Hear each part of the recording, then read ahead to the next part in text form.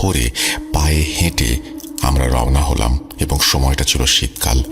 হাঁটতে হাঁটতে ঘণ্টাখানেক পর সেখানে পৌঁছালাম।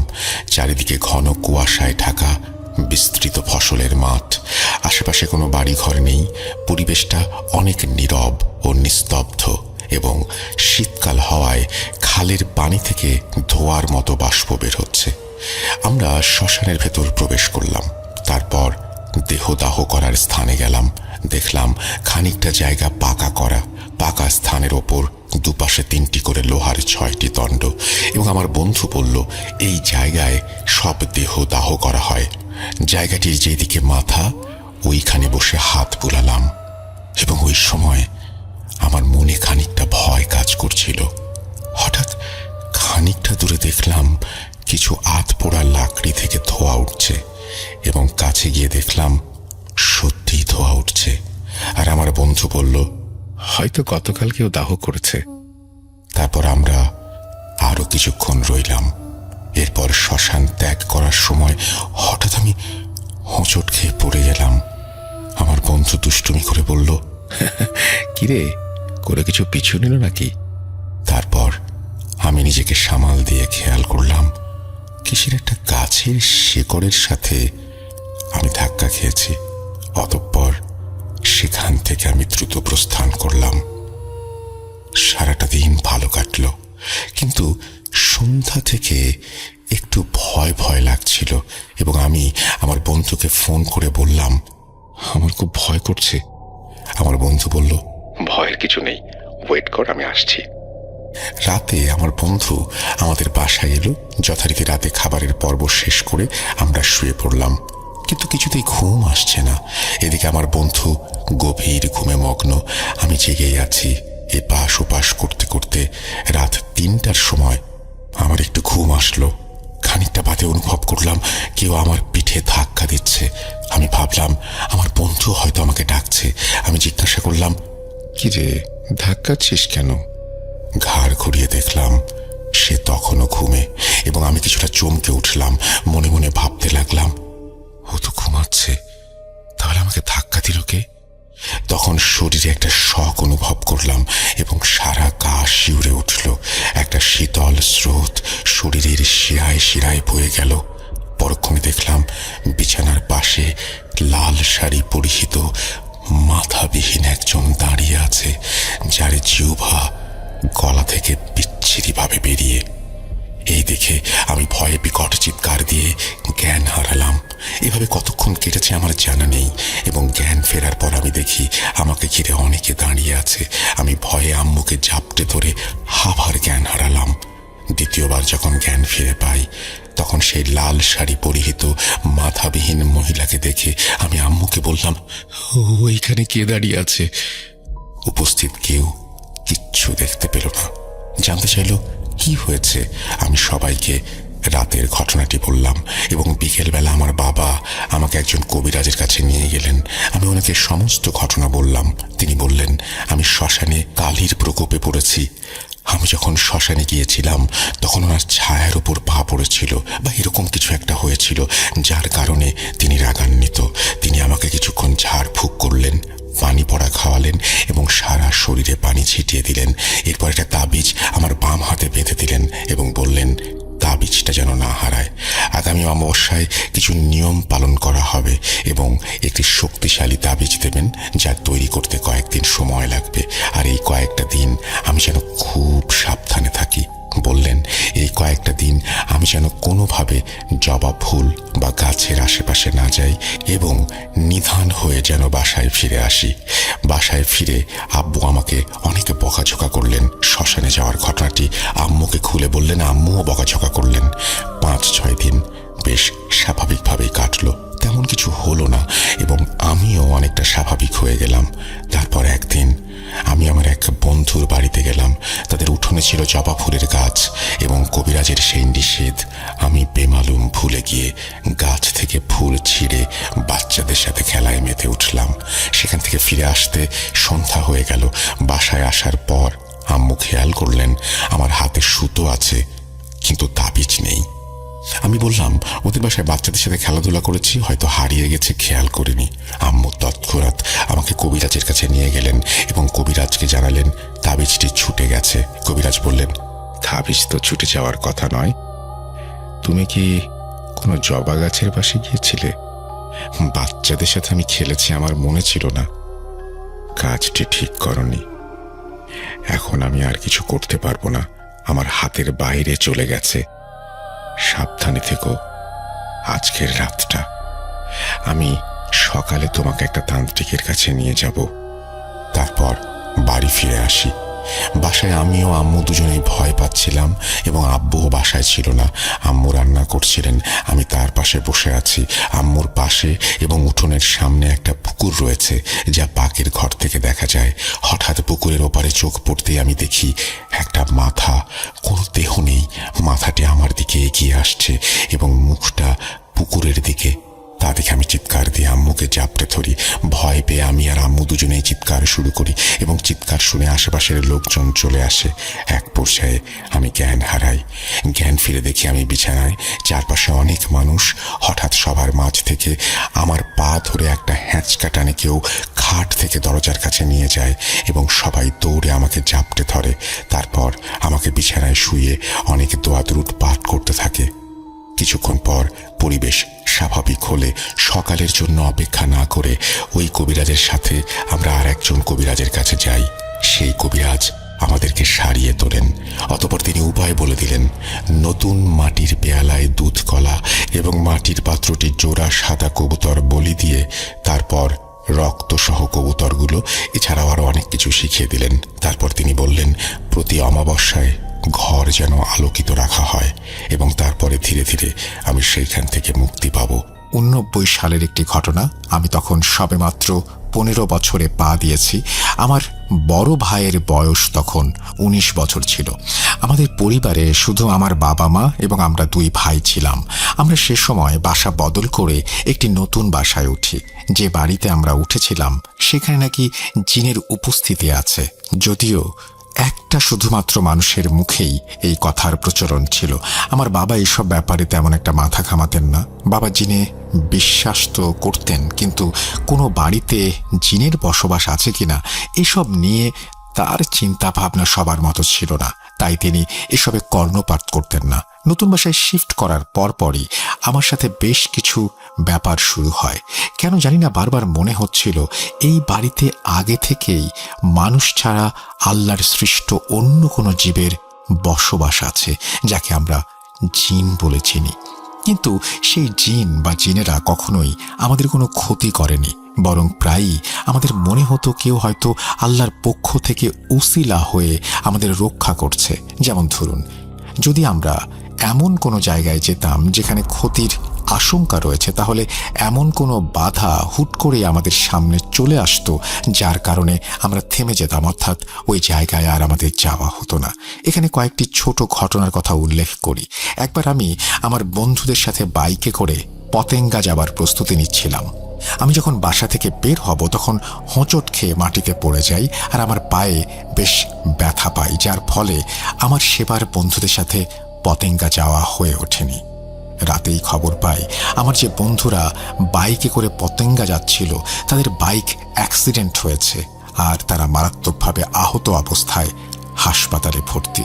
এই ঘটনাকে আমরা কাকতালীয়ই ধরে নিলাম। এর কিছুদিন পর আমার বাবা রাস্তা পার হওয়ার সময় অসাবধানতাবশত ট্রাকের সামনে চলে আসেন। ট্রাকের গতি নেহাত কম ছিল না, কিন্তু বাবার দিকে তাকিয়ে চিৎকার করতে লাগলাম আমি, ট্রাক বাবা, ট্রাক বাবা, ট্রাক।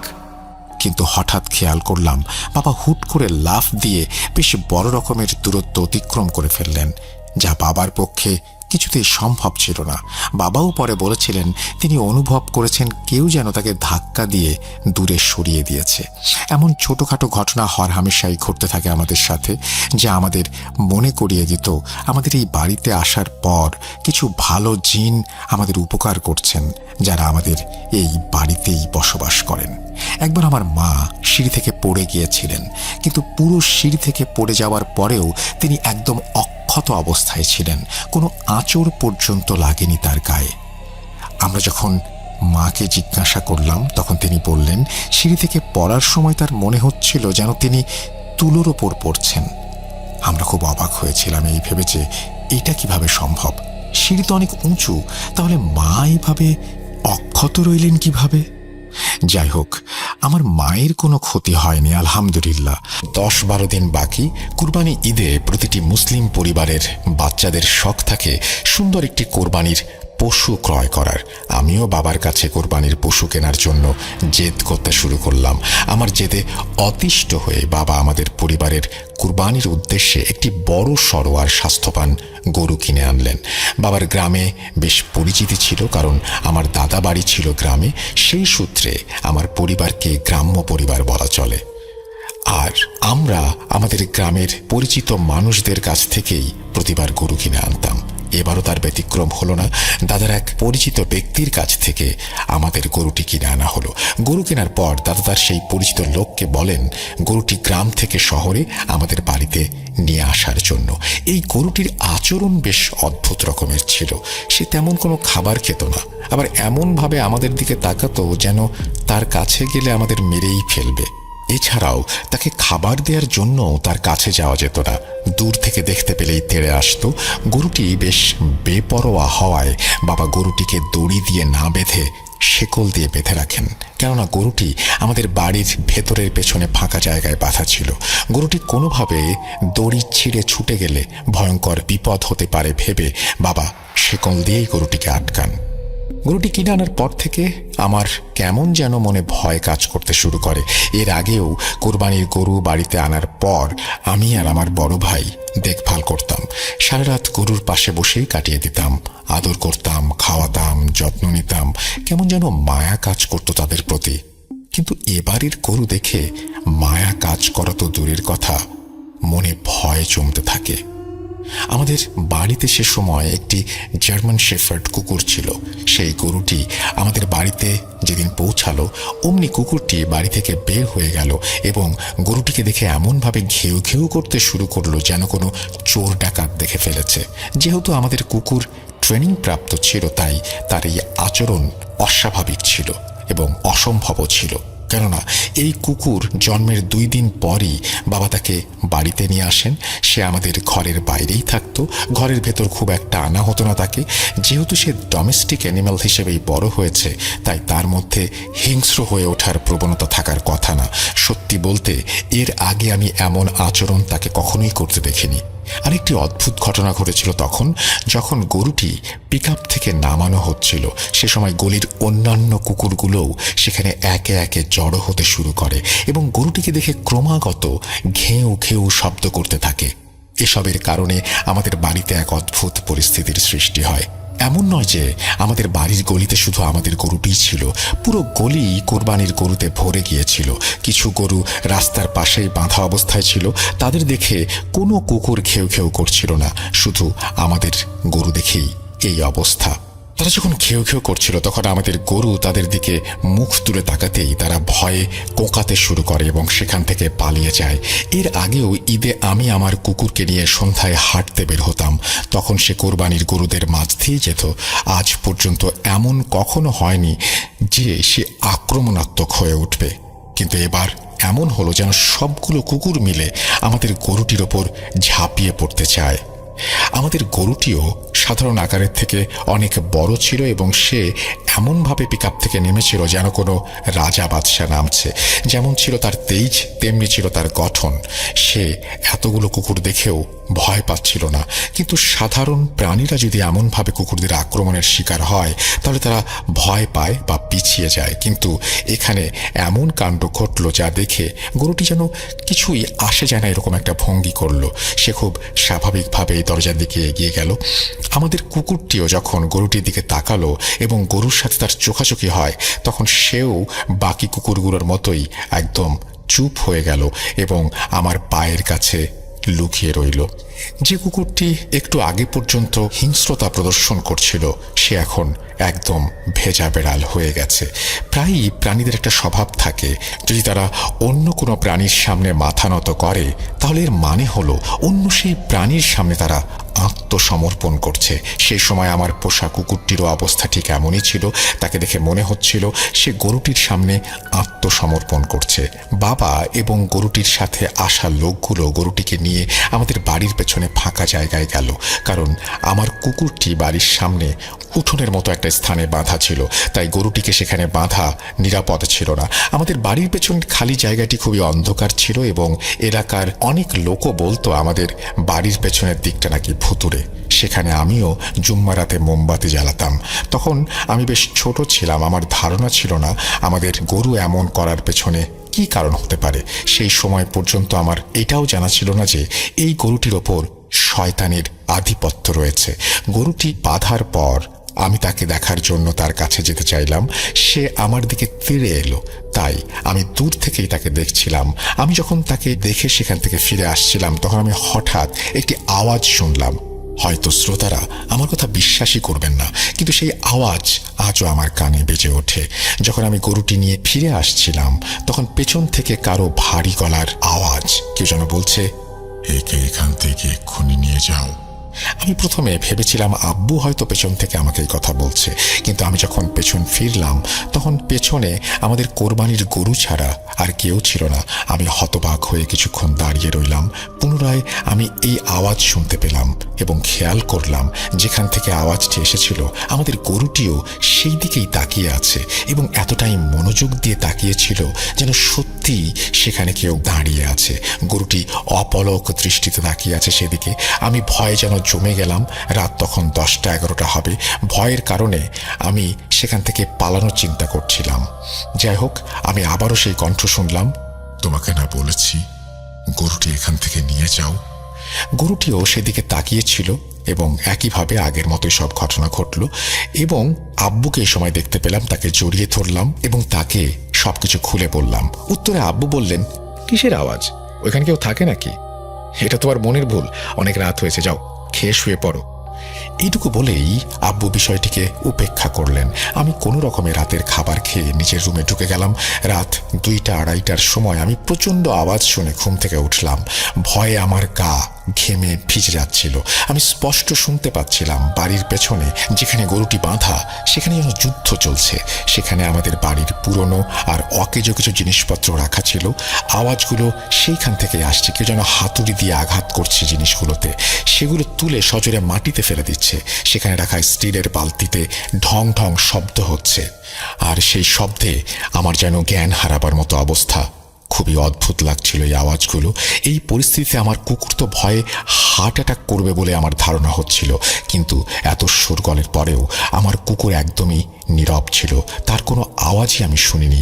ভয়ের কারণে আমি আমার রুম থেকে বের হচ্ছিলাম না, আর অবাক হচ্ছিলাম এত তীব্র আওয়াজ হওয়ার পরেও আব্বু আম্মু কেউ কেন উঠছেন না। তারা তো আমার পাশের রুমেই থাকেন। তারা কি এই সমস্ত শোরগোল শুনতে পাচ্ছেন না? সকালে উঠেই রাতের ঘটনাটি মনে পড়ল। আমি আব্বুর কাছে জিজ্ঞাসা করলাম, তোমরা রাতে কোনো আওয়াজ শুনেছ? তিনি বললেন, না। আমি ভাইকে জিজ্ঞাসা করলাম, সে মাথা নাড়ল। রাতে এত শোরগোল হচ্ছিল যে আমার মনে হচ্ছিল পেছনের অংশে কেউ যুদ্ধ করছে আর সেখানকার জিনিসপত্রগুলো ভাঙছে। আমাদের কথা শুনে আম্মু বললেন, তোরা আমাদের সাথে চল, পেছনে গিয়ে আমাকে দেখা কি হয়েছে। আমি ভয়ে আম্মুর সাথে তার পেছনে পেছনে সেখানে গেলাম এবং দেখলাম সেখানে সবকিছু ঠিকঠাকই আছে। না কিছু এদিক ওদিক করা হয়েছে, না সেখানে কোনো কিছু এলোমেলো। এখানে তো কিছুই হয়নি, শুধু শুধু ভয় পাচ্ছিস। কিন্তু আমি এসব দেখেও নিজেকে কিছুতেই বোঝাতে পারলাম না যে আমি ভুল শুনেছি বা মিছিমিছি ভয় পাচ্ছি। তাই আম্মুর ওই কথাটা আমার কাছে খুব অদ্ভুত লাগলো। আমি আম্মুর সাথে তর্ক করার চেষ্টা করলাম। তখন আম্মু বললেন, মনে হচ্ছে তুই কোনো স্বপ্ন দেখেছিস, কারণ এটা সম্ভব নয় যে রাতে এত আওয়াজ হচ্ছিল এইখানে, সেখানে সবকিছু এরকম ঠিকঠাক আছে। আমি আম্মুর কথা শুনে চুপ করে রইলাম আর ভাইয়ের দিকে তাকালাম। তার দিকে তাকিয়ে স্পষ্ট বুঝতে পারলাম সেও বেশ দোটানায় পড়েছে। বিষয়টি এভাবেই চলে গেল। সেদিন আমার বাবা গরুটিকে গোসল করানোর জন্য ঘরের বাইরে আনলেন। আমি অবাক হয়েছিলাম, কেননা আমি তো তার কাছেই যেতে পারছি না। বাবা কিভাবে তাকে শিকল খুলে বাইরে নিয়ে এলেন।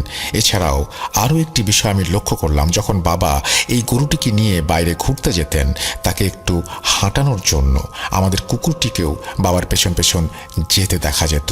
আমি দূর থেকে বাবাকে অনুসরণ করতাম। আমি দেখতাম কুকুরটি খুবই চুপচাপ থাকতো এবং চেষ্টা করতো যেন গরুটিকে কোনোভাবেই সরাসরি দেখতে না হয়। এছাড়াও রাস্তায় থাকা কোনো কুকুর তাকে দূর থেকে দেখেই দৌড়ে অন্যদিকে চলে যেত, কেউই তার সামনে আসতো না। এভাবে দেখতে দেখতে 3 দিন চলে গেল। ঈদের আর মাত্র 6 দিন বাকি ছিল। আব্বু, আম্মু, ভাই, আমরা সবাই আমাদের প্রতিবেশী এক চাচার ছেলের আকিকার দাওয়াতে গিয়েছিলাম। সন্ধ্যায় যখন আমরা বাড়ি ফিরে এলাম তখন বাইরে থেকেও শুনলাম আমাদের কুকুরটা খুব জোরে জোরে আওয়াজ করছে। আমরা তাড়াতাড়ি ভেতরে গেলাম। আমি যখন বাড়ির পেছনের দিকে গেলাম তখন দেখলাম সেখানে রাখা আমাদের গরুটি গায়েব। আমরা একদম হতভম্ব হয়ে গেলাম। এটা কি হলো আর কিভাবেই হলো? ঘরের দরজাও তো তালা দেয়া ছিল, কিন্তু কুকুরের উপস্থিতিতে চুরি করতে পারাটা তো স্বাভাবিক কিছু না। আর বাবা গরুটিকে শিকল দিয়ে বেঁধে রেখেছিলেন। এটা কি আদৌ সম্ভব যে গরুটি নিজে শিকল কেটে কোথাও চলে যাবে? আগেই বলেছি দরজা বন্ধ ছিল। আমরা 4 জন আবার গাড়িতে বসলাম। একে একে প্রত্যেকটি গলিতে গরুটিকে খুঁজতে লাগলাম। নিজেদের এই অবিশ্বাস্য ঘটনা বিশ্বাস করানোর জন্য আমরা ভাবছিলাম হয়তো সে অন্য কোনো গলিতে পালিয়ে আছে, কিন্তু আমরা কেউ বুঝতে পারছিলাম না যে খোলা দরজা ছাড়া কিভাবে গরুটি এখান থেকে বেরিয়ে যেতে পারে। কিছু মানুষ নিজের বিশ্বাসকে নিশ্চিত করার জন্য কখনো কখনো অনেক অদ্ভুত কিছু ভেবে থাকে বা করে থাকে। আমরা 2-3 ঘন্টা ধরে পুরো মহল্লা খুঁজলাম, লোকজনকে জিজ্ঞাসা করলাম, কেউ দেখেনি। আমরা বাড়িতে ফিরলাম এবং দেখলাম কুকুরটি চুপচাপ বসে আছে। আমি কেন জানি রুমে যাবার আগে বাড়ির পেছনের দিকে যাচ্ছিলাম, তখন মা বললেন, ওইদিকে কোথায় যাচ্ছিস? এখন তো গরুটা নেই। আমি আম্মুকে কিছু না বলেই পেছনের দিকে চলে গেলাম। সেখানে গিয়ে আমার চোখ কপালে উঠে গেল। আপনারা বিশ্বাস করবেন না, আমাদের কোরবানির গরু সেখানেই চুপচাপ বসেছিল। আমি তাকে দেখে খুশিতে চিৎকার দিয়ে উঠলাম। আমার চিৎকার শুনে মা ও ভাইও চলে এলো। তারাও গরুটিকে দেখে অবাক হয়ে গেল, কারণ এটা কিভাবে সম্ভব? একটু আগেই গরুটা এখান থেকে গায়েব হয়ে গিয়েছিল, সে দিব্যি এখন এখানে বসে আছে। কিন্তু তখন আমরা এই ভেবেই শুকরিয়া আদায় করলাম, যত যাই হোক কোরবানির গরু তো ফিরে এলো, তাহলে কোরবানির জন্য প্রাণী কিভাবে জোগাড় করব সেই চিন্তায় রাতের ঘুমটা হারাম হয়ে যেত। এইভাবে আরো 3-4 দিন কেটে গেল। কোরবানি ঈদের মাত্র 2-3 দিন বাকি। এক রাতের কথা, রাত সম্ভবত 3টা বাজে। আমি জেগেই ছিলাম, কারণ ঈদের জন্য আমার স্কুল বন্ধ ছিল। রাত জেগে ভাইয়ার সাথে খেলাধুলা করছিলাম, নইলে গল্পের বই পড়ছিলাম। তাছাড়া আমি দুপুরে বেশ ভালোভাবে ঘুমিয়ে নিয়েছিলাম ওই দিন, রাত জেগে থাকবো বলে। আমি আর আমার ভাই আমার রুমে গল্পের বই পড়ছিলাম। হঠাৎ করেই আমার রুমের দরজায় ধাক্কার আওয়াজ শুনতে পেলাম। আওয়াজ শুনে মনে হচ্ছিল কেউ যেন এসে প্রচণ্ড জোরে জোরে ধাক্কা মারছে। বাইরে থেকে ফোঁস ফোঁস আওয়াজ আসছিল। আমি ভীত অবস্থায় একটু করে দরজা খুললাম, আর যা দেখলাম তা দেখে ভয়ে আমার শরীরের প্রত্যেকটি লোম দাঁড়িয়ে গেল। দরজার বাইরে আমাদের কোরবানির গরুটি দাঁড়িয়েছিল। আমি দ্রুত দরজা বন্ধ করে ভেতর থেকে লাগিয়ে দিলাম। ভয়ে আমি চিৎকার করতে লাগলাম। আমার চিৎকার শুনে বাবা মা রুম থেকে বের হয়ে এলেন। বাইরে এসে বাবা দেখলেন আমাদের গরুটি বারবার পেছন থেকে এসে আমাদের রুমের দরজায় মাথা নাড়ছে, অর্থাৎ মাথা ঘষছে। তাকে দেখে আমার ভাইও ভীত হয়ে উঠল।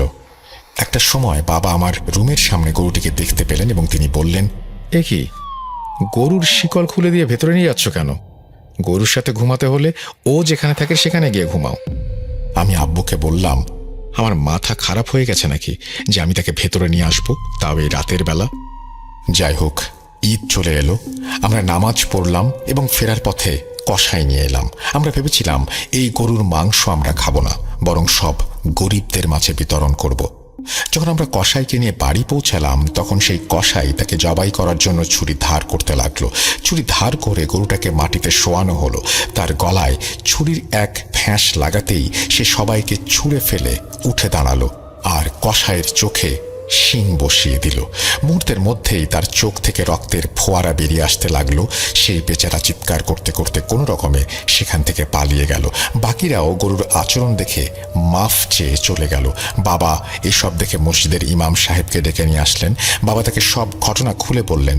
তিনি এই গরুর সাথে কিছু অদ্ভুত ঘটনা ঘটেছে সেটাও ইমাম সাহেবকে জানালেন। গরুটি তখন চুপচাপ মাটিতে বসেছিল আর তার গলা থেকে টুপটুপ করে রক্ত ঝরছিল। ইমাম সাহেব বাবাকে পরামর্শ দিলেন, যার কাছ থেকে এই গরুটি কিনেছেন তাকে জিজ্ঞাসা করতে এই গরু সে কোনো জায়গা থেকে কিনেছে নাকি নিজের পালা। বাবা ইমাম সাহেবের কথা মতো তাই করলেন। বাড়ি থেকে আমাদের গ্রাম 30 মিনিটের রাস্তা। বাবা বাইক নিয়ে গ্রামের বাড়িতে চলে গেলেন, সাথে ইমাম সাহেবকেও নিয়ে গেলেন। বাড়িতে গিয়ে বাবা জানতে পারলেন গরুটির পালক যিনি, তিনি গ্রামের কবর খোঁড়ার কাজ করতেন। যেই ব্যক্তি বাবার জন্য গরুটি কিনেছিলেন তিনি গরুর মালিকের ব্যাপারে তেমন কিছু জানেন না। সে কবরস্থানের ভেতরেই একটা কুঁড়ে ঘরে থাকে। এই গরুটি সে ছোটবেলা থেকেই পুষছিল এবং দাদার পরিচিত লোকটি এটি কিনে এনে আমাদের কাছে পাঠিয়েছে।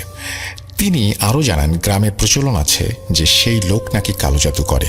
আব্বু আর ইমাম সাহেব সব জানার পর বাড়ি ফিরে এলেন। ইমাম সাহেব বাড়ি ফিরে বাবাকে বললেন, এমন হতে পারে কারণ কবরস্থানে জাদুকররা নোংরাভাবে জাদুর কাজ করে। সেই জাদুর কাজে ব্যবহৃত গাদা গাদা নিষিদ্ধ জিনিস সেখানেই ফেলে রাখা হয়। হতে পারে তার মধ্যে থেকে কোনো জিনিস এই গরুটি খেয়ে ফেলেছে। এসব কথা বলতে বলতেই গ্রামের বাড়ি থেকে দাদার সেই পরিচিত ব্যক্তি আমাদের বাড়িতে এসে হাজির। তিনি বাবাকে বললেন, ভাইজান, আমি সেই গরুর মালিকের সাথে কথা বলেছি। সে কালো জাদুর ব্যাপারে কিছু স্বীকার না করলেও আমাকে কিছু তথ্য দিয়েছে। তার ভাষ্যমতে গরুটি 1.5 মাস আগেও স্বাভাবিক ছিল। একদিন তাকে মাঠে চড়াতে নিয়ে যায়।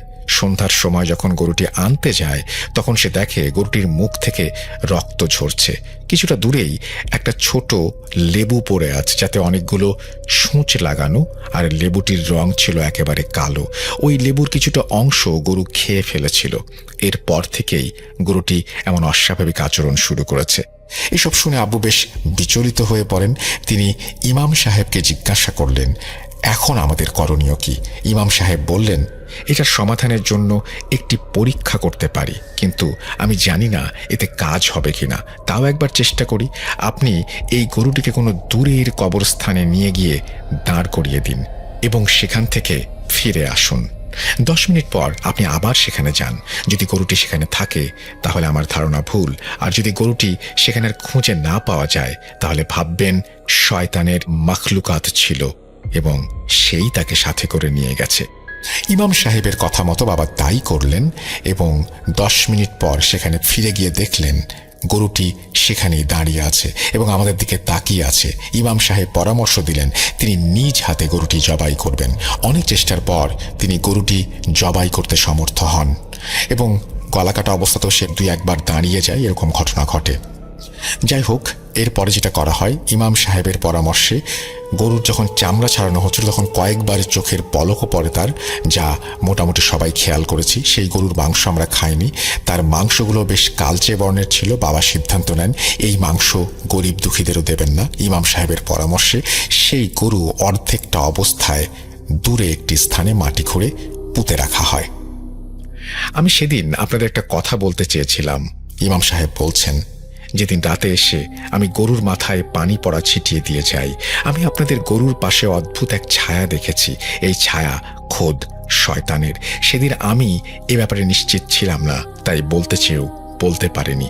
আর আপনাদের বাড়িতে কিছু ভালো জিনের উপস্থিতি আছে।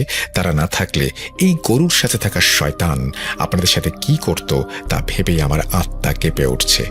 এবং তিনি তারপরে বলেন যে সেই মাঠে যখন গরুটি চড়ছিল ওই সেই সূঁচ বসানো লেবু এসব খেয়েই এই সমস্ত ঝামেলা হয়েছে। এবং তিনি পরামর্শ দেন যে গরু যখন কিনবেন তখন 100টা দেখে তারপরে গরু কিনবেন।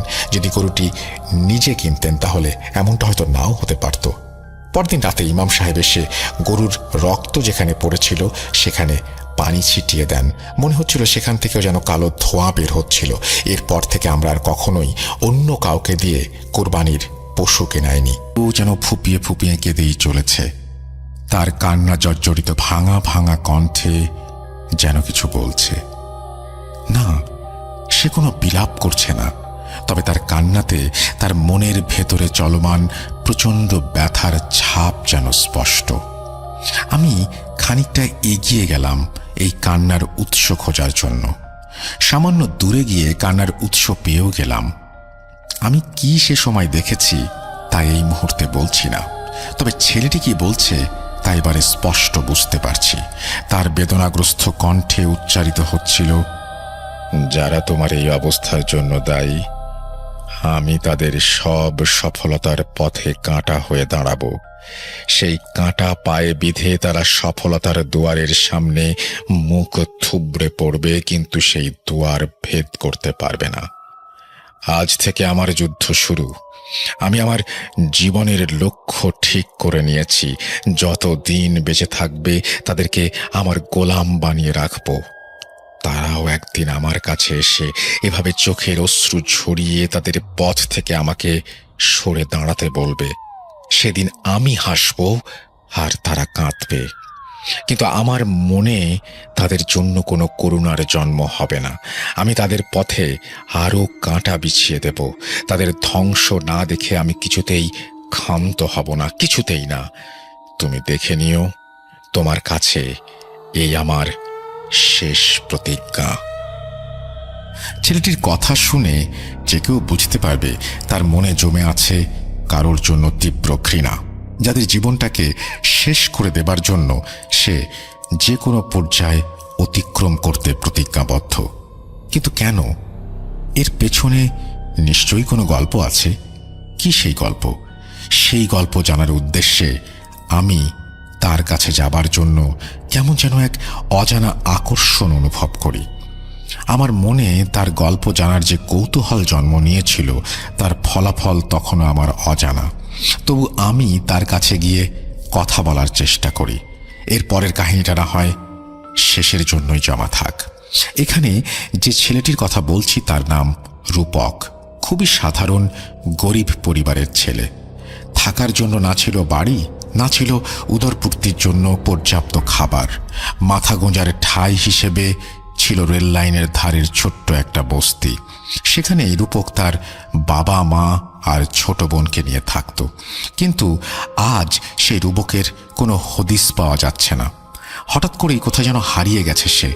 শেষ যখন তাকে দেখেছিলাম তখন তার চেহারায় ছিল অন্যরকম এক প্রশান্তি। তার আর্থিক অবস্থাও ঘুরে দাঁড়িয়েছিল।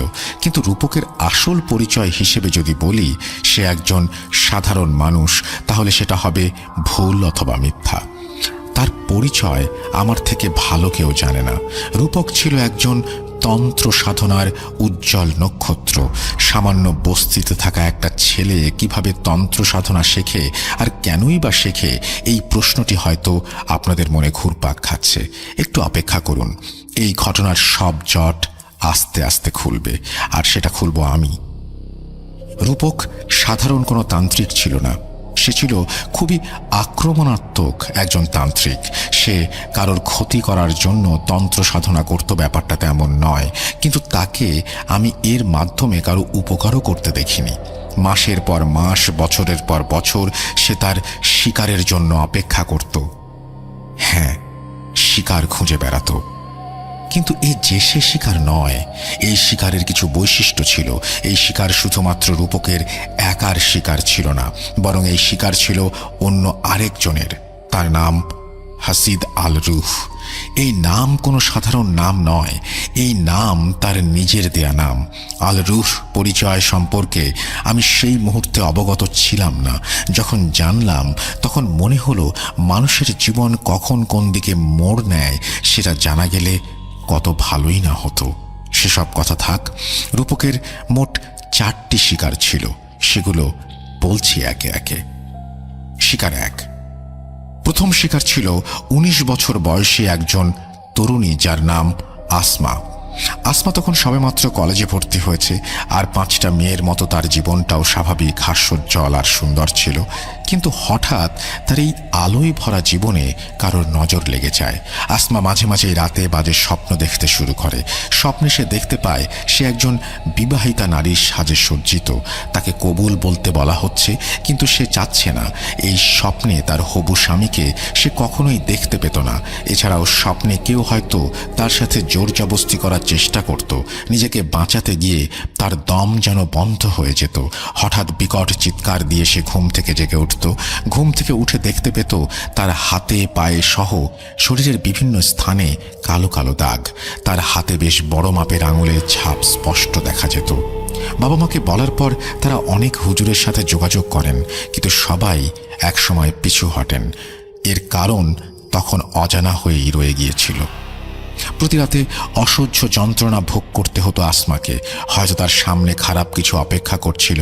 এদিকে রূপকের আচরণও কেমন যেন পাল্টে যেতে শুরু করে। সে যেন অস্থির হয়েই যাচ্ছে দিনকে দিন। আমি জিজ্ঞাসা করলে বলে, না, আসছে না, কোনো খোঁজ পাচ্ছি না, চেষ্টা চালিয়ে যাচ্ছি। আমার মন বলছে আল রুফ তার শিকার পেয়ে গেছে, কিন্তু ওই শিকার ওর নয়, আমার, শুধুই আমার। ওই শিকারের হকদার একমাত্র আমি। আজ রাতে আমি আবারও কড়াভাবে চেষ্টা করব সেই শিকারের খোঁজ বের করতে। আপনি আজ রাতে আমার ঘরের আশেপাশে ভুলেও আসবেন না। আর আমাকে আপনি সাহায্য করছেন, তাই আমি আপনাকে সব বলছি। আমার কাজ আপনাকে দেখাচ্ছি। এসব যদি ঘূর্ণাক্ষরেও কেউ জানতে পারে, তাহলে আমার পরবর্তী শিকার হবেন আপনি। কথাটা মাথায় রাখবেন। সেদিন তার কথা শুনে আমি বেশ ভয় পেয়ে যাই। আমার কাছে মনে হতে থাকে এ সেই রূপক নয় যাকে আমি প্রথমবার দেখেছিলাম। আসলে পরিস্থিতি তাকে হয়তো এভাবে বদলে দিয়েছে। সেদিন রাতে রূপক বেশ কিছু রিচুয়াল করে ঘুমিয়ে পড়ে। পরদিন সকালে সে আমাকে একটি ছোট কাগজে লিখে পাঠায়। আমাকে সাথে নিয়ে এক জায়গায় যাবে বলে জানায় সেই কাগজে। আমি বিকেলের দিকে রূপকের সাথে দেখা করি। তাকে দেখে বেশ উত্তেজিত লাগছিল। কিছু জিজ্ঞেস করার সুযোগ না দিয়েই বলতে শুরু করলো, ভাই, পেয়ে গিয়েছি। আমি তার বাসা সহ চিনে গিয়েছি। আর দেরি করা যাবে না, আসুন এখনই বাসায় যাব। আমি রূপকের কথার মাথামুন্ডু কিছুই না বুঝে তার দিকে হাঁ করে তাকিয়ে রইলাম। আমাকে চুপচাপ দাঁড়িয়ে থাকতে দেখে সে আমার হাত টেনে ধরে কোথায় যেন নিয়ে যেতে শুরু করে। আমি কেমন যেন ঘোরের মধ্যে চলে গেলাম। হঠাৎ তার কণ্ঠ শুনে চেতনা ফিরে পেলাম। দেখলাম আমি একটি ছোট টিনের বাড়ির সামনে দাঁড়িয়ে। এই জায়গাটা আমি চিনি না, আগে কখনো আসিনি, কিন্তু মনে হলো যেন কয়েক সেকেন্ডের মধ্যে আমি এখানে চলে এসেছি। রূপক আমাকে নিয়ে সেই বাসায় কড়া নাড়ল। এক মধ্যবয়সী মহিলা দরজা খুলে দিলেন। আমাদের পরিচয় জানতে চাইলে রূপক ওনাকে জিজ্ঞাসা করেন, চাচি, কিছু মনে করবেন না, আপনি আমাদের চিনবেন না। আপনার মেয়ের নাম আসমা, তাই না? আসলে আমার পরিচিত এক ইমামের মাধ্যমে আসমার অসুস্থতার কথা জেনে আমি এখানে এসেছি ওর সাথে দেখা করতে। দেখা করা যাবে? রূপকের কথা শুনে মহিলা আর কোনো প্রশ্ন না করেই মেয়ের সাথে দেখা করতে রাজি হয়ে যান। কেননা মেয়ের সুস্থতাই এখন ওনার সব থেকে বড় বিষয় হয়ে দাঁড়িয়েছিল। আসমার সাথে দেখা করার পর আমার মনে হচ্ছিল আমি হয়তো কোনো কঙ্কালের গায়ে জড়ানো চামড়ার একজন মানুষ দেখছি। এত জীর্ণ শরীরের কোনো মানুষ আমি এর আগে দেখিনি। আসমার মা কাঁদতে কাঁদতে আমাদেরকে আসমার সমস্যাগুলো খুলে বলেন। আমি একটু আগেই উল্লেখ করেছিলাম। রূপক তখন আসমার মায়ের হাতে একটি কাগজ দিয়ে বলেন, ওই কাগজে মোড়ানো আছে এক বিশুদ্ধ উনুনের ছাই। এই ছাই যেন প্রতি রাতে আসমার মাথায় লাগিয়ে দেয়া হয়। এছাড়া সে এক বোতল পানি বের করে কি যেন পড়ে তাতে ফোঁ দিয়ে আসমাকে খেতে বলে। আসমা সেই পানি পান করে। রূপক মহিলাকে বলে, আজ থেকে আগামী 3 দিন খুবই বিপজ্জনক। এই সময় আসমা যেন ঘরের বাইরে না বের হয়, আর কোনোভাবেই এই ছাই লাগানোর কথা যেন ভুলে না যান। এই বলে রূপক আমাকে নিয়ে চলে আসে। আমি রূপককে জিজ্ঞাসা করি, ওটা কিসের ছাই? উত্তরে সে বলে, আজ না, অন্য একদিন বলবো। যদি আমার ভাগ্যে থাকে তাহলে নাকি আমি জানতে পারবো। তার উত্তরে কেন জানি না আমি সন্তুষ্ট হতে পারিনি।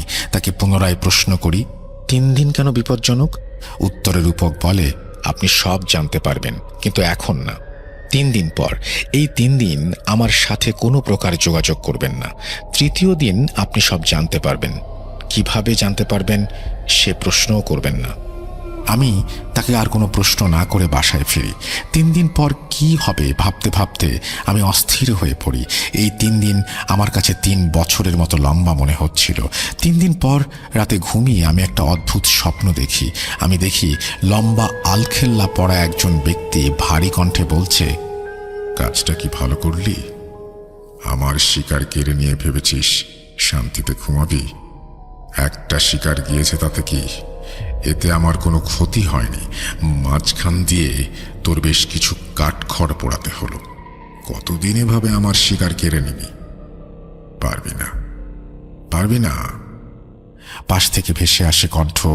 সে বলে, আমার কোনো কিছুই মনে রাখার নেই। আমার শুধু মনে আছে প্রতিজ্ঞা। তোর সব কর্মের মাঝে বাধা হয়ে দাঁড়াবো আমি। তোকে তোর উদ্দেশ্য হাসিল করতে আমি দেব না। মনে রাখিস, আমিও আমার কথার খেলাপ করি না। রূপকের কথা শেষ হতে না হতেই রূপকের সাথে সেই ব্যক্তির তুমুল যুদ্ধ শুরু হয়। রূপককে আমি চিনতে পারছিলাম না। তার পেছন থেকে যেন মানবরূপী বিশাল দেহী এক পশু আকৃতির কোনো কিছু বের হয়ে এসে সেই ব্যক্তির মুখে সজোরে থাবা বসিয়ে তাকে ছুঁড়ে ফেলে দেয় কয়েক ফুট দূরে। রাগে ফুঁসতে ফুঁসতে সেই ব্যক্তি রূপককে হুমকি দিয়ে চলে যায়। হঠাৎ আমার মনে হলো রূপক আমার দিকে তাকিয়ে হাসছে আর বলছে, বলেছিলাম না সব জানতে পারবেন।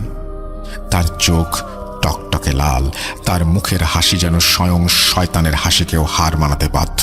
আমার ঘুম ভেঙে যায়, ঘেমে নিয়ে আমি একাকার। সকালে রূপকের সাথে দেখা করি। আমাকে দেখে সে বলে, আপনি তো সব জেনেই গিয়েছেন, তাই আর কিছু জিজ্ঞেস করবেন না। আমি আসমার খোঁজ নিয়ে এসেছি। সে এখন ভালো আছে, তবে তাকে এখনো আরো কিছুদিন সেই ছাই ব্যবহার করতে হবে। আমি রূপককে জিজ্ঞাসা করি, এবার কি, আর কি করতে চাও? উত্তরে রূপক একটা শব্দই বলে, আর তা হলো অপেক্ষা। আল রুহ আবার নতুন শিকার খুঁজবে। যখনই সে শিকার পাবে তখনই আবার রূপকের কাজ শুরু হবে।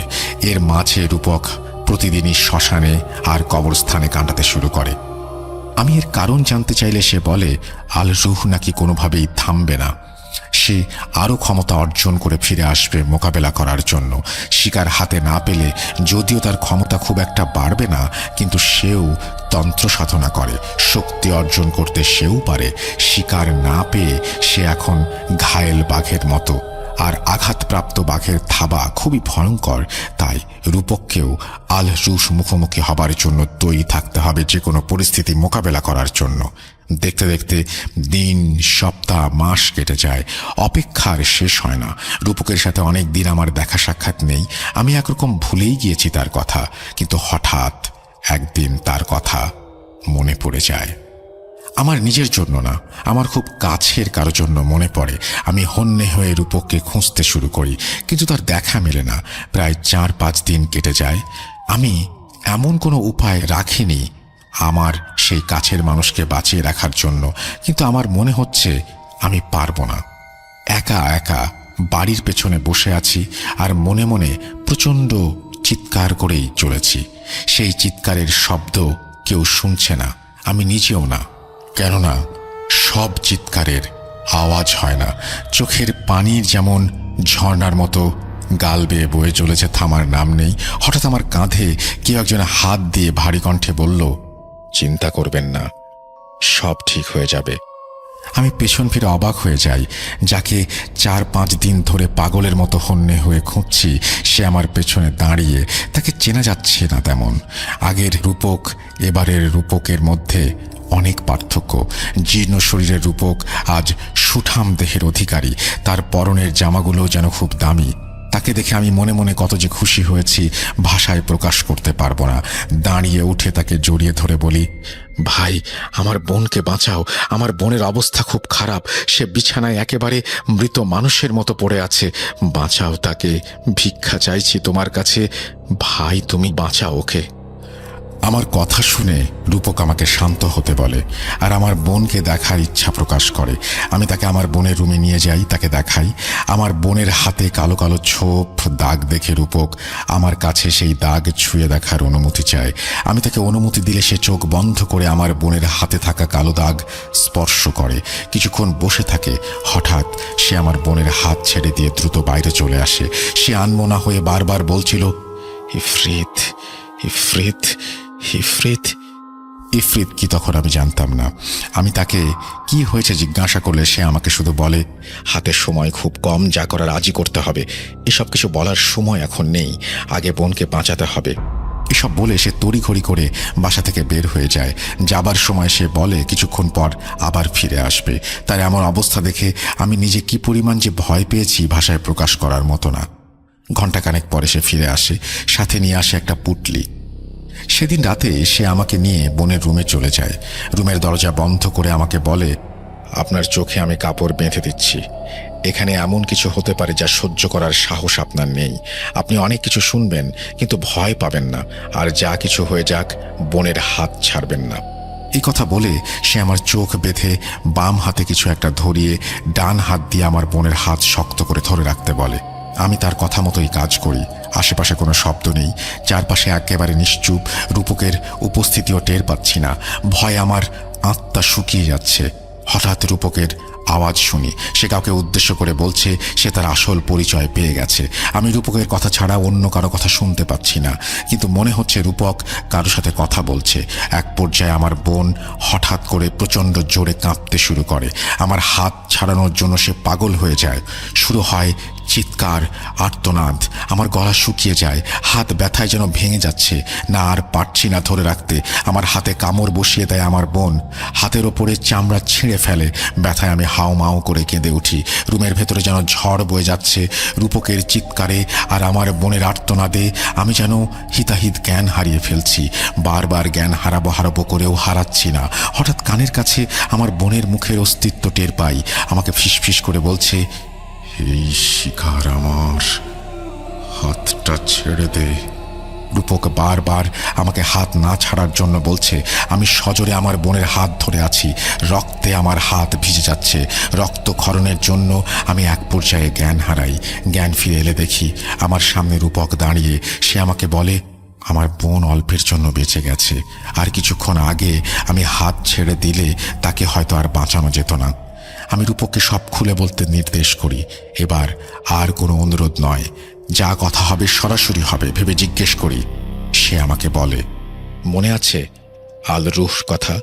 আমি নিজেও তার সঠিক পরিচয় জানতাম না, তার উদ্দেশ্য কি জানতাম না। আল রুহ শুধুই আমার কাছে এক নাম আর রহস্য হয়ে আমার জীবনে রয়ে গিয়েছিল। কিন্তু তার আসল পরিচয় সে একজন ইফরিত। ইফরিতের কাজ বংশবৃদ্ধি করা, আর তাই আল রুহ একের পর এক শিকার খুঁজে চলেছে। আপনার বোন সেই আল রুহ নামক রোগেই আক্রান্ত। কিন্তু আল রুহ আপনার বোনকে কোনোভাবেই কবজা করতে পারছিল না কেন আমার জানা নেই। তবে ইফরিত সম্পর্কে যতটুকু জানি, যে কেউ তার বদ নজরে আসতে পারে। সেদিন রাতে তার সাথে আমার একটা সওদা হয়। তার পরবর্তী শিকারে আমি বাধা দেব না শর্তে আপনার বোনকে আমি বাঁচিয়েছি। আপনজন হারানোর কষ্ট আমি বুঝি। আপনার বোনকে এখান থেকে দূরে পাঠিয়ে দিন। আল রুহর নজর এখন আপাতত তার ওপর নেই। আর হ্যাঁ, আপনাকেও আমার থেকে দূরে থাকতে হবে। আমি আল রুহর কাছে ওয়াদা করেছি তার শিকারে বাধা না দেবার, কিন্তু সেটা সম্ভব নয়। আমার যে ওয়াদার জন্য আজ আমি এই পথে, সেই ওয়াদা আমি ভঙ্গ করতে পারবো না। পাঠানো হয়েছে তা আমি শেয়ার করতে পারবো না। আসলে বর্তমানে আমি নিজেও আমার বোন কোথায় আছে তা জানি না, কেননা এতে তার বিপদ হতে পারে। রূপক সেদিন চলে যাবার পর তার সাথে আমার আর দেখা হয়নি। এভাবে চলতে চলতে প্রায় 4টি বছর কেটে যায়। কিন্তু ভাগ্য যদি সাক্ষাৎ লিখে রাখে তাহলে সেটা খণ্ডানো সম্ভব নয়। রূপকের সাথে আমার একদিন হঠাৎ করে দেখা হয়ে যায়। বিশেষ এক কারণে আমি 2007 সালে ঢাকা যাই। সেখানে গিয়ে এক রেস্টুরেন্টে খাবার খেতে বসেছি। দেখি সেখানে ক্যাশ কাউন্টার রূপক বসা। তাকে দেখা মাত্রই আমি চিনতে পারি সে হয়তো আমাকে চেনেনি অথবা চিনতে চায়নি। আমি তার কাছে গিয়ে কেমন আছে জিজ্ঞাসা করায় সে একগাল হাসি দিয়ে আমাকে জড়িয়ে ধরে বলে সে ভালো আছে। পকেট থেকে বের করে তার 2 সন্তানের ছবি আমাকে দেখায়। খুব ভালো লেগেছিল সেদিন তার সাথে দেখা করে। আমার কাজ শেষ করার পর আমি আবার তার রেস্টুরেন্টে ফিরে আসি। তার জীবনে কি চলছে এবং তান্ত্রিক থেকে রেস্টুরেন্টের মালিক হবার রাস্তায় কি কি ঘটনা ঘটেছে সব শুনতে চাই। সে এক দীর্ঘশ্বাস নিয়ে কিছুক্ষণ চুপ থেকে বলে রেস্টুরেন্টের বারান্দায় বসে আমার সাথে সব শেয়ার করবে। আমিও তার কথায় রাজি হই। দুজন একসাথে বসে কফির কাপ হাতে নিয়ে চুপচাপ অপেক্ষা করি। একসময় রূপক বলতে শুরু করে, ভাই, জীবনের অনেকটা সময় আলরুহ নষ্ট করে দিয়েছে। আপনি জানেন তার সাথে আমার এই শত্রুতা কিসের? যেদিন আপনি আমাকে স্টেশনে দেখেছিলেন সেদিন আমার হাতে একজনের লাশ ছিল। বারবার আমাকে জিজ্ঞাসা করার পরেও আমি আপনাকে বলিনি ওই লাশ কার।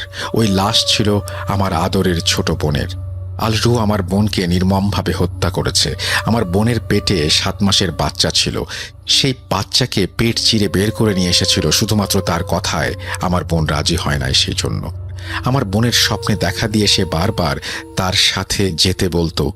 আমার বোন আমার সাথে তার মৃত্যুর আগের দিন সব শেয়ার করে। আমি সময় সুযোগ কোনোটাই পাইনি ওকে বাঁচানোর। আর তখনকার সেই রূপকের এত ক্ষমতাও ছিল না যে আলরুহকে সে আটকাবে। সেদিন আমি আলরুর রাস্তার কাটা হয়ে দাঁড়াবার প্রতিজ্ঞা করি। এই হলো সাধক রূপকের তান্ত্রিক হবার পাঠ। আর বর্তমানে আসার পেছনে ইতিহাস একটু ভিন্ন। আপনার বোনকে বাঁচানোর পর রুহ সাথে আমার বেশ কিছুদিন কথা হয়। সে আমাকে বারবার মনে করিয়ে দেয় আমি যেন তার শিকারে বাধা না হয়ে দাঁড়াই। সেদিন থেকেই আমার মন কেমন যেন অস্থির হয়েছিল। মনে হচ্ছিল এবার সে আরো বড় একটা কিছু করার চেষ্টা করবে। আমার ধারণা সত্যি হয়। একদিন রাতে আমি তার মনে কোনো পরিকল্পনা আছে কিনা জানার জন্য আমার ক্ষমতা ব্যবহার করি। সেদিন রাতে আমি স্বপ্নে দেখি 2টা মেয়ে যারা একই রকম দেখতে। তারা প্রচণ্ড ভয়ে অন্ধকার রুমের এক কোণায় লুকিয়ে আছে, একে অপরকে জড়িয়ে ধরে। আর তাদের সামনে দাঁড়ানো সাক্ষাৎ শয়তান রূহ। সাথে সাথে আমার ঘুম ভেঙে যায়। আমি ঘুম থেকে উঠেই আবার বেশ কিছু রিচুয়াল শুরু করি, যা ছিল আমার ভুল। আলরুহ আমার উপর নজর রাখছিল, যা আমার অজানা ছিল। সে তখনও তার শিকার খুঁজে পায়নি। আমার স্বপ্নের মাধ্যমেই আমি তাকে তার শিকারের কাছে পৌঁছে দেই।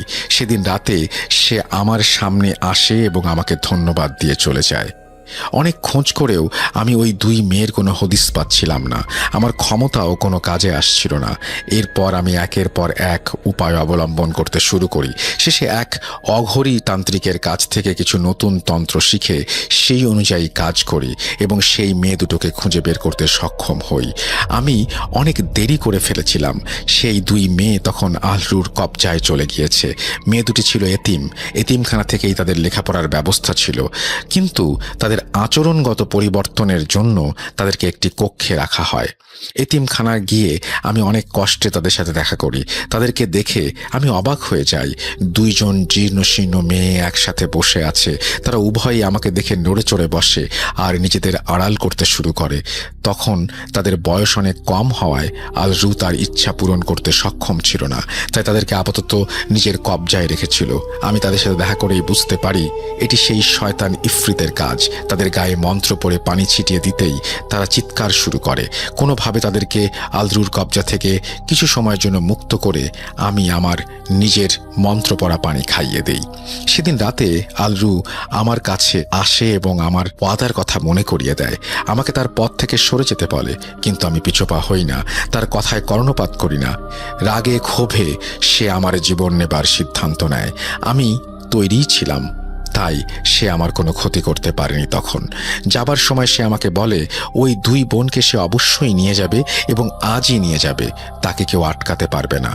রুহ চলে যাবার পর আমি সেদিন রাতে আবার এতিমখানায় যাই। সেখানে গিয়ে 2 বোনের সাথে কথা বলে জানতে পারি তারা প্রায় 2 মাস ধরে বাজে স্বপ্ন দেখছে।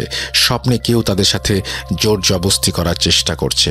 ঘুম থেকে উঠে শরীরের বিভিন্ন স্থানে কাটা এবং কালো দাগ দেখতে পায়। তারা খাবার খেতে পারে না। খাবার খেতে গেলেই খাবারে পোকা আর মৃত ইঁদুর ভেসে ওঠে। তাদেরকে যেন কোনো এক অশুভ শক্তি বন্ধ করে রেখেছে।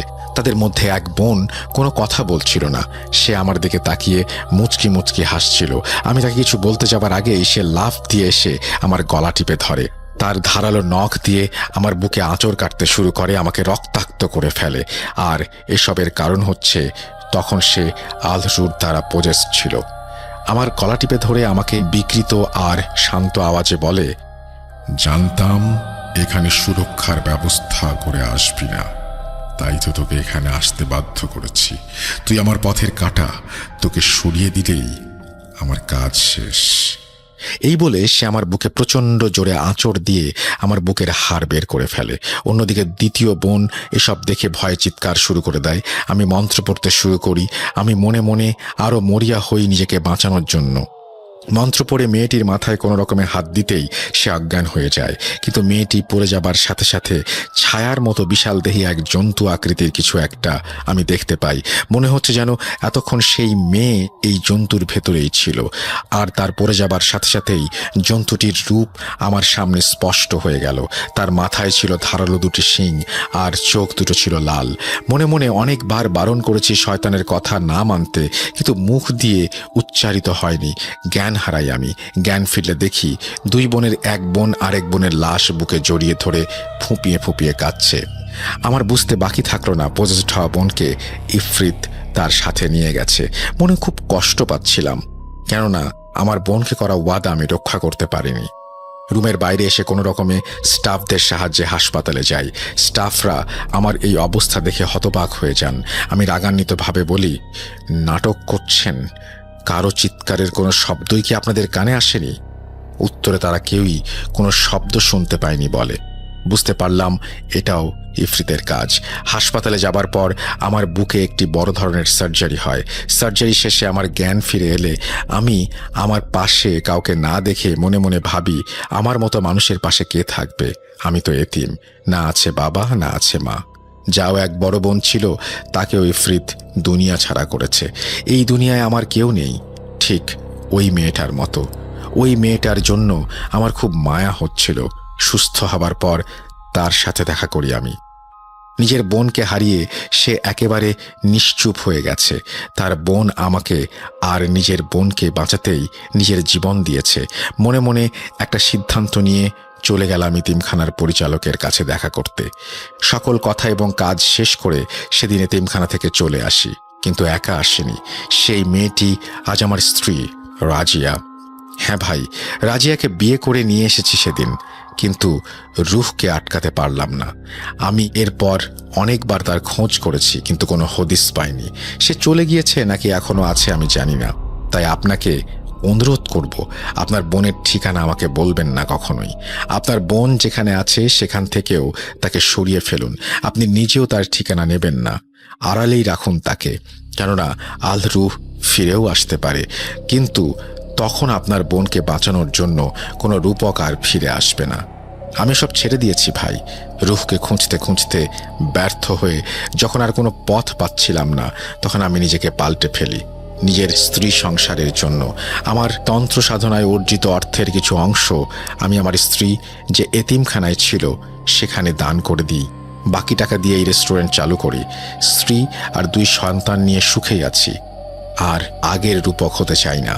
চাই না রুহ পথের কাঁটা হতে, কেননা মৃত বোনকে করা প্রতিজ্ঞার জন্য জীবিত স্ত্রী সন্তানদের হাত ছেড়ে দিতে পারি না। আর তাই আজ সাধারণ মানুষ হিসেবেই রয়ে গেলাম। জানি না রুহ এখন কোথায়, তবে তার সাথে আর কখনো দেখা হোক সেটা আমি চাই না। অনেক শুনেছি মানুষ জাতি জিনকে বশ করে, বন্দি করে, টর্চার করে, কিন্তু সত্যিকারে তা হয় কিনা আমার জানা নেই। ইফরিতের মোকাবেলা যারা করেছেন তারাই কেবল জানেন ইফরিতের ক্ষমতা কত বেশি, কতটা ভয়ঙ্কর। আমি জানি, নিজের চোখে দেখেছি, তাই আর দেখতে চাই না। ভেবেছিলাম এসব নিয়ে আর আলোচনা করব না, কিন্তু আপনার বোনের ঠিকানা কেউ যেন জানতে